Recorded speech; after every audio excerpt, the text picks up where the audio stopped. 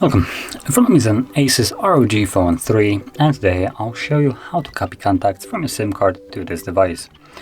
And to get started, we will need to open up the standalone contacts app, which for me is right over here.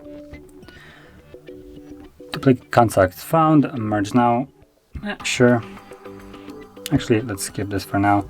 So, as you can see, there's already a bunch of contacts, but let's get into the importing. So we're gonna go into the three dots, settings, and then let's find import export from SIM2. So let's select that because I want to import from a SIM card, and then we can import it to the device.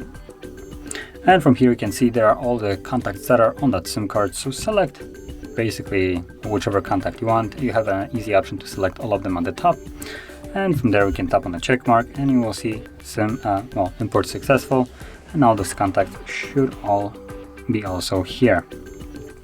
And that is how you import contacts. So if you found this video helpful, don't forget to hit like, subscribe, and thanks for watching.